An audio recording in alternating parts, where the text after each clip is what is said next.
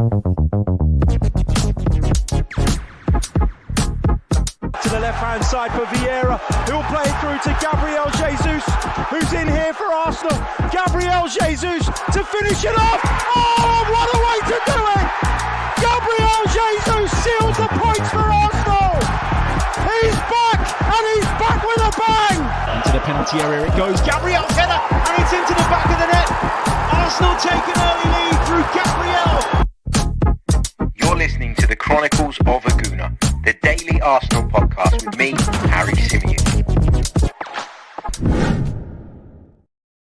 Hey everybody, how's it going? Welcome back to the Chronicles of a Gooner, the Arsenal podcast with me, your host, Harry Symeou. Happy Wednesday to everybody. Hope you're all good. Hope you're all having a fantastic day so far. We're going to bring you all the latest news as usual on today's episode. We're going to talk Jakub Kiwior. We're going to talk Eddie Nketiah a little bit more. We'll bring you the latest on Mikel Merino and Riccardo Calafiori, players that we think are on their way to becoming Gunners. Hopefully those two get over the line in the not too distant future. We're going to react to the news that Chido Obi-Martin will be leaving the club, and we're going to talk about the striker that Arsenal are said to have on their radar at the moment. There's been so much talk about Calafiori, a defensive recruit. There's been a lot of talk about Mikel Merino coming in to strengthen that midfield. And I know a lot of Arsenal fans have been sitting there during that entire process and going, why aren't we signing a forward? Why aren't we signing, specifically in a lot of people's cases, a number 9? Well, according to some reports, we've got our eyes firmly fixed on someone that we've been linked with in the past. So this is not a completely new link, but new reports have emerged with regards to this man. And we'll get into all of that on today's episode. If I could just quickly remind you, if you are joining us via YouTube, leave a like on the video. It really, really does help. Subscribe to the channel if you're new as well. That really does help as well. We're now, 300 subs or so away from making the 35,000 subscriber mark on YouTube, which would be amazing if we could get there by the time the new season starts. We're not a million miles off. I just need your help. I just need one more push, and hopefully that will take us over the line. If you're listening on the audio platforms and you're a regular, you know what you're going to get by now. So leave us a review as well. That really, really does help. Let me say a few hellos to some of you joining us in the live chat, and then we'll dive into today's stories. Big hello to Matt Tomo, who says, good morning, everyone. It's match day. Yes, Arsenal are in action against Bournemouth in a friendly. That kicks off 3:30 a.m. UK time tomorrow. So for us, it's tomorrow. For you guys in the States, it's today. And yeah, I'm really looking forward to just seeing Arsenal back in action. I'll tell you what, though, and I know that I moaned about this the other day, the kickoff times, and I know that a lot of our sort of overseas fans are well within their rights to come back at me and say, well, we do this every week and you're moaning about having to do it once in a blue moon in pre-season. But I've got such a busy day on Thursday. The idea of having to get up and watch a game at 3:30 in the morning, and then the fact that it will finish by around 5:30 means that I probably don't have enough time to go back to bed and have a worthwhile sleep before I have to start getting ready and set off on my travels, etc., etc. So yeah, I'm going to be flagging a little bit tomorrow, but I, like I'm sure many of you, are just desperate to watch Arsenal back in action, albeit a pre-season friendly. What can we kind of expect from this game? I think we're going to see Mikel Arteta pick a side very similar to the one that we saw in the behind closed doors friendly against Leyton Orient. And then I think at halftime, you'll see a raft of changes again. I think it's about building people's minutes up. We've been talking quite a bit about that recently, and the fact that that's what preseason is about primarily. Yes, you want to find a bit of rhythm. You want to find a bit of sort of flow to your game, and you want to get everybody sort of working on the same wavelength again. But predominantly these games, particularly at the early part of preseason, are about building up players' minutes. Big hello to Stefan, who's got a question. We'll come back to this a little bit later. The question, we'll take the questions a little bit later on in the pod. Big hello to Simbarashe, who joins us from Zimbabwe. We've got Tom. We have got Afsa. We've got Sergeius, who joins us from Melbourne. He says, It's been a while since joining you for your live show. Thank you for being with us, my friend. Really appreciate it. Mafia Boss says, once we get to 35K, we'll be just above half the size of Emirates Stadium in terms of subscribers on YouTube. Do you know what? If we add in all the amazing people that listen on the audio platforms as well, we will beat the capacity of the Emirates Stadium. That's why I'm so thrilled with where we're at in terms of the pod now as well. It's really growing. I'm thrilled that I get to spend more time on it now because of sort of some changes that have been made, which we discussed a few months ago. And yeah, looking forward to further growth. Big hello to Nick, who says it's a great kickoff time for the Aussies. I'm glad it works for you guys. It certainly doesn't for me. Big hello to Ron, to Fizzy, to Israel Thompson, who joins us from Ghana, and a big hello to Kustrim as well. Okay, let's dive into then our first story of the day. Plenty to get into as always. We begin by talking Jakub Kiwior. Now, there was a report going around yesterday that was credited to Gazzetta dello Sport over in Italy that said that Inter had made contact with Jakub Kiwior and had convinced him that that was a good move for him, and that Jakub Kiwior was open to it, and that the next stage was that Arsenal and Inter would engage in talks, that Inter were looking to take him on loan initially with an option to buy clause in that deal. However, Fabrizio Romano has come out early this morning on Wednesday and poured cold water on this. He says that Arsenal have not received any approach from Inter for Jakub Kiwior, which I kind of guess fits in with what Gazzetta was saying. They were saying that contact had been made with the player. However, Fabrizio Romano says nothing's even been agreed on the player's side. Kiwior remains available in the market, but Arsenal want a permanent move or a loan with a mandatory buy clause. He could leave as Calafiori is joining. So no real update. Fabrizio Romano is literally just poured cold water on what we thought was an update yesterday. Look, Arsenal spent a fair bit of money on Jakub Kiwior. It was around about 20 odd million, I think, off the top of my head. He hasn't been amazing, but he also hasn't played in his best position, I would argue. And the fact that he's been so in and out is obviously not an easy thing for a footballer to cope with. I think when you come into a really high performing side like Arsenal have been over the last 2 seasons, it's never easy, is it? And for Jakub Kiwior, particularly when playing out of position, at times I think he's found it a little bit difficult. I think he's had some good games, some solid games. I think there's enough promise there to say if we keep him and he's part of the squad, it isn't a problem. It isn't a bad thing. He's certainly good enough to be a squad player. But with Riccardo Calafiori coming in, it means that the dynamic of our defense changes.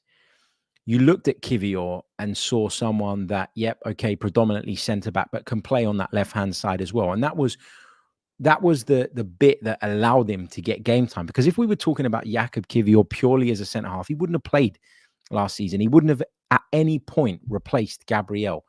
But defensively, we were lacking something on that left-hand side. Zinchenko wasn't quite doing it defensively. And Mikel Arteta opted to go for a slightly more sturdy approach. Now, would he get those opportunities this season with not just Calafiori seemingly coming in, but Jurriën Timber back in the picture as well? The answer is probably no. So you can understand why Arsenal are at least open to the possibility of Jakub Kiwior moving on.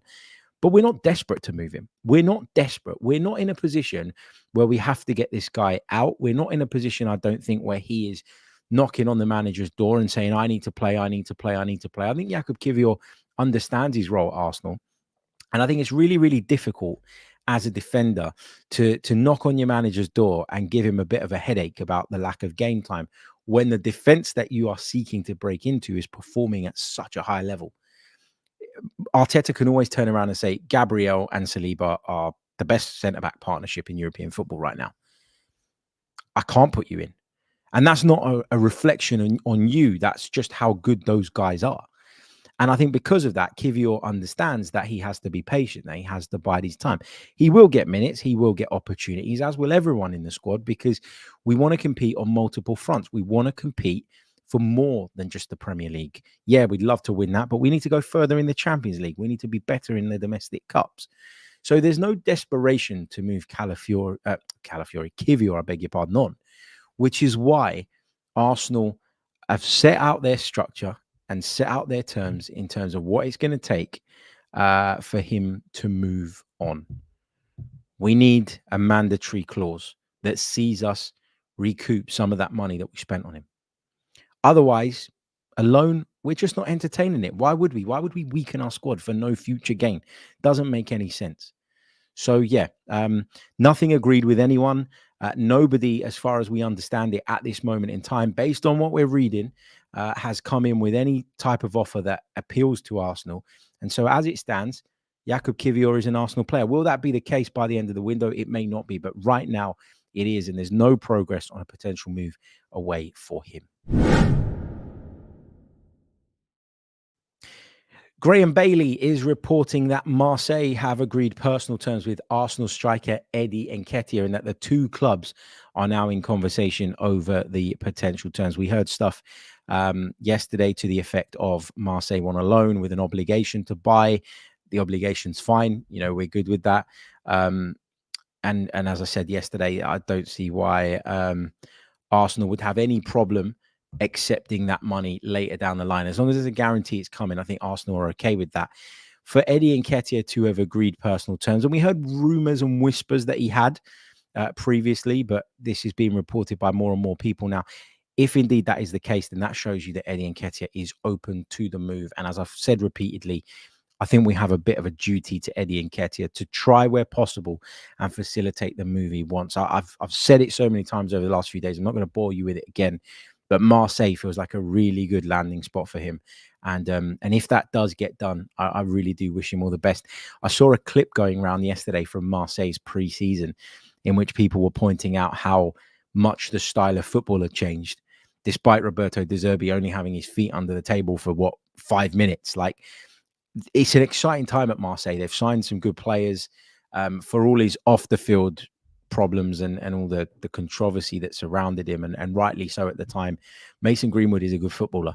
And I think that Marseille are going to really benefit from his signing as well. And with Eddie Nketiah there, you know, you're talking about two young English lads who will be going abroad to play, not for the first time in Greenwood's case, but for the first time in Eddie Nketiah's career. And perhaps having someone from a similar background in terms of growing up in the UK and all the rest of it is going to help him as well, just in terms of settling in. So, yeah, we'll see. We'll keep a keen eye on that one over the coming days and weeks, because it really does feel like there could be some progress there in the not too distant future. Let's see what you guys are saying in the live chat. And today's tired of the transfer window. Wouldn't it be great if there was no transfer window ever? I mean, yeah, it would be good, wouldn't it? But then what would we talk about throughout the summer, I guess? It's hard because I think with transfer windows, and I know this is a more general point, we're not talking about the Nketiah stuff anymore, but I think if you can manage your own expectations of a transfer window effectively, which is something that I've learned to do over the last couple of seasons. I never found it easy before, but now I seem to be in a headspace where I can look at it and I can go, there's a rumor. I quite like that player, quite like the idea of it, but I stop myself at the point where I begin to become invested. Now, there's been a few links where, you know, I'm so excited about the possibility and the prospect that I've allowed myself to get carried away, and I've allowed my imagination to kind of run away with itself. The Calafiori one being a prime example. I'm a big fan of Italian football, watched loads of him last season, really enjoyed his performances for Bologna. And then at the Euros, I thought, this guy looks the business, and I'd love us to sign him. And it feels like that is moving in the right direction. But I think you have to be able to stop yourself short of getting carried away in these types of scenarios and with these types of things. What else have we got? Owen Young says, it's insane how the landscape in football has changed. It's so top heavy. Unless your player is going to another Premier League club, their value is halved. You're absolutely right, mate. And we've said that for a long time, haven't we? That, you know, we're talking about a league that is just head and shoulders above everyone else financially. And even the Premier League, it feels like the spending has been scaled back a little bit, which kind of shows you where football is at in general. We'll come back to your comments in a little bit. Ray's taken issue with me saying that Eddie Nketiah and Mason Greenwood are from similar backgrounds. He says, has Eddie ever beaten his partner too? I didn't say that Eddie has done anything like that or question Eddie's character at any point. So don't try and put words in my mouth. That's not what I said. He's a young English lad who's grown up in England, as has Mason Greenwood. And I think that when you go abroad and you need to learn a new language and you need to learn a new city and you need to settle in, having someone who can speak your language and who is also going through that change, it can help. I'm not saying they're going to be best buds, but it can help. So let's not pretend that I said Eddie Nketiah or suggested Eddie Nketiah has been involved in anything like that. Come on, wind it in a little bit. It's complete and utter nonsense. You know that's not what I was saying. Anyway, let's move on to the next one. Arsenal have confirmed that Chido Obi-Martin will not sign a new deal at the club and is leaving as a free agent. He will decide his next destination very soon, having visited a number of English and German clubs.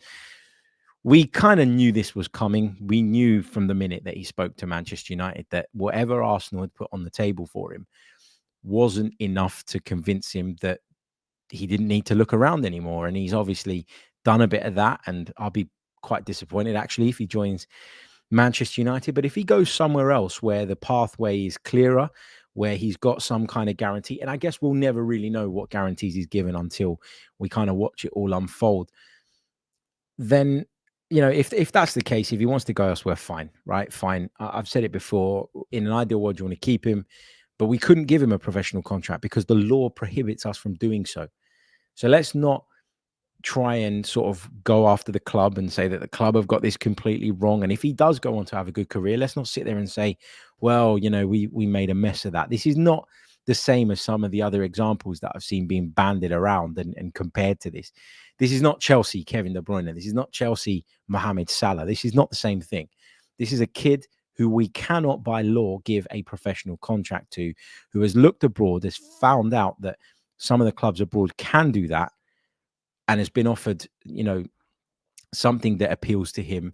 If he does join Manchester United, we know why he'll be joining Manchester United, because they've obviously wanted to give him a bigger package. Now, we all know that Arsenal have put on the table a very fair offer for Chido Obi-Martin, and it's up to him whether he takes it or not. It looks like he's not taking it. Well, we know he hasn't taken it because it's been confirmed he's leaving. Where he'll land next, I don't know. I wish him all the best, but I'm not going to lose any sleep over this one, because the amount of times I've seen kids coming through in sort of reserve and academy football and everyone's gone, oh my God, they're bloody amazing. And then actually they're not. So yeah, no stress here for me with this one. Is what it is. It's a shame, but not going to lose any sleep over it, as I say. Right, short pause, and then we'll go into the live chat box. If you've got any questions, drop them in. We're going to talk Calafiori, Merino before we move on to our main. Okay, what else have we got in the live chat? Let's have a look. Tom says, just going back to the Nketiah thing for a minute, we must insert a huge sell-on clause in the Eddie deal, as Marseille's Longoria is addicted to transfers. 60 to 80% of the 11 changes every summer, and often the manager too. He'll be sold in 2 seasons. Yeah, you know what? You're probably onto something there. I think Arsenal should look, if they can, to insert something like that. If you want to pay us next year for him, fine, but we've got to get something out of that. What else have we got? Nick Guna says, will Arsenal get another striker prior to Eddie's departure? I don't think they'll get one prior to Eddie's departure. I think that they probably will bring one in if Eddie goes. And I think that even if the money doesn't come in the door straight away, they'll be able to offset whatever they spend on this new striker against the money that is coming in later down the line for Eddie Nketiah. Wes Bird says on transfers, you can't get excited about them until Arsenal announce them. Otherwise, you'll drive yourself mad. Martin AFC says, I've worked at Birmingham for years. Academy kids come and go daily. It is normal. Yeah, it is. It really is. Just on the Chido Obi-Martin thing, T says, how do you know it's just about money? There's a big footballing world outside of Arsenal. Well, if he joins Borussia Dortmund, then I won't say it's about money. I'll say it's about having a clearer pathway, and it's about the fact that he feels he's ready for a professional contract, and he wants to go somewhere where that can happen tomorrow. If he joins Manchester United, who also can't offer him a professional contract because they operate under the same laws we do, it's not because the pathway's clearer, because it isn't. They've got Rasmus Højlund up front. They've just bought another centre forward in Joshua Zirkzee. Like, it's not a clearer pathway. If you look at what Arsenal have now, you're talking, let's assume that Eddie Nketiah is going. You got Jesus and Havertz as your centre forward options, and there's two at Manchester United. So it wouldn't be a clearer pathway. So I think it's fair to assume that if he joins Manchester United, then it's because of what they've offered him, and it's to do with financials. If it's about playing football and it's about having a clear pathway, go and join someone else, by all means, with my blessings. And there was this other piece going around the other day that said that, he visited Manchester United's training ground and that convinced him. Come on, Carrington is falling apart. Okay, they're going to put some money into it, the new part ownership, and they're going to develop it. But you can't tell me that at this current moment in time, going to Carrington would inspire you more than being at London Colney or the Sober Realty Centre, training centre, as I'm supposed to say nowadays.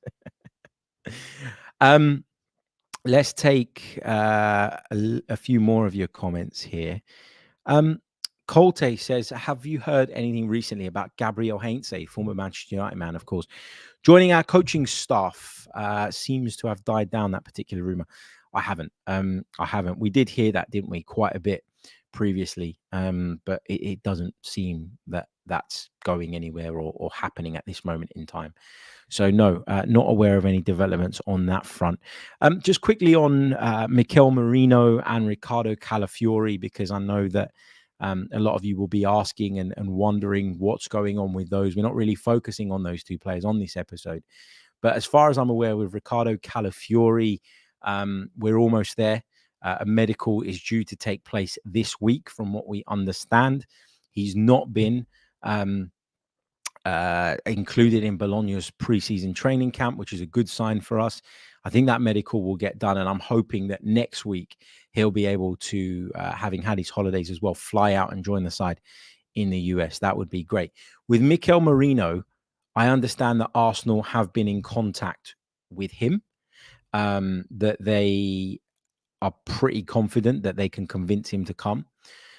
Real Sociedad are said to be trying to make him a counteroffer.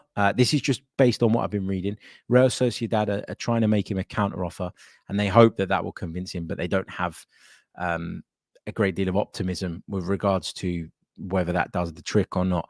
The fee that we're hearing is around about 20 odd million euros because of his age, because of his contract situation. So it feels like a kind of low risk, potentially high reward signing this for Arsenal. There were suggestions that Barcelona were ready to come in and rival Arsenal for his signature. However, some reports out of Spain this morning actually need to sell before they'd be able to do that, which would cause a delay and allow Arsenal essentially to steal a march on them as a consequence of that. So I think that one is probably moving in the right direction too. Calafiori is certainly much further down the line than Mikel Merino, but I'm hopeful that we'll get both of those players in through the door. So that is the latest on those two. Okay, time to move on to our headline story. Okay, this is a familiar name, a name that we've been linked with plenty of times over the course of the last few months.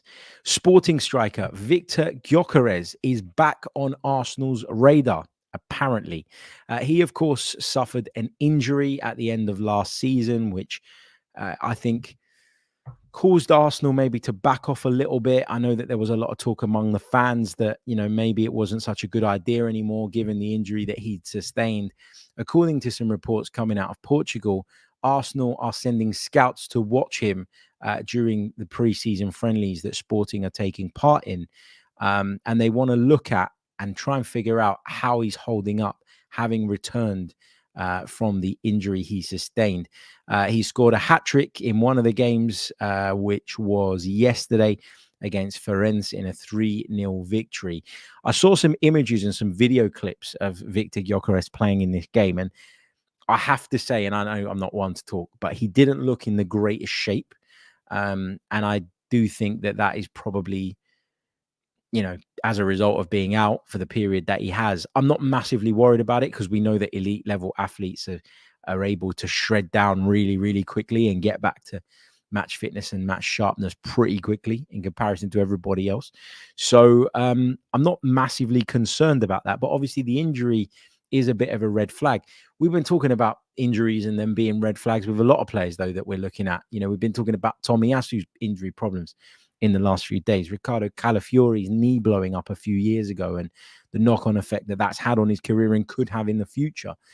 Viktor Gyökeres is one that Arsenal have clearly admired for some time, but I don't think at any point Arsenal have felt that the Swedish international is anywhere near worth what his release clause is, which is, as far as we're aware, 100 million euros. There is talk and reports doing the rounds today that Arsenal would be interested in Viktor Gyökeres, but only at a price of around about 50 to 60 million euros, which is significantly less than that release clause. If you got him for 50 million euros, you'd be paying half that release clause. Now, I think a lot of this depends on Sporting. I think Viktor Gyökeres would be open to this move. I think that he would be the type of centre forward that we're missing. We talked a lot about Arsenal earlier on in the window being kind of fixated on Benjamin Sesko. And I said that actually, if you look at some of the metrics and you break it down, Gyökeres scores a lot higher in a lot of those metrics. And so maybe he'd be the option. But the price point was always my issue with this. If you can get him at a much lower price point and a much more reasonable price point, then it's an option. And why not consider it? But Arsenal clearly have some doubts, hence why they're sending scouts to watch him, if indeed these reports are accurate, and not just diving in and making the move for the player. What I think Arsenal have been great at doing recently, and you can see it again with the Riccardo Calafiori thing, is going out there, identifying a target, identifying a player that they think will fit, and convincing that player that this project is the one for them. Because then once they go into those negotiations with the club, once that club-to-club phase begins, Arsenal have already done the hard work. They've already convinced the player, which means the player's pushing from their side, Arsenal are pushing from their side, and what they can do is close in on the selling club and apply pressure on them from both sides to facilitate a deal. And often that can lead to you getting a much better price. And that's what Arsenal have been really, really good at doing in recent years. You suspect that if they are going to pursue Viktor Gyökeres further and open up club-to-club conversations, there would have been already some indication from his camp, whether that be via intermediaries or straight out of the horse's mouth, that Viktor Gyökeres is open to this and interested in this. But then you have to convince Sporting to do a deal at far less than what they would be hoping for. Now, release clauses are there to protect clubs. It doesn't mean that if there's a release clause, you can't do a deal at less than that. But obviously, you need the buy-in of the selling club. You need everybody to be agreed.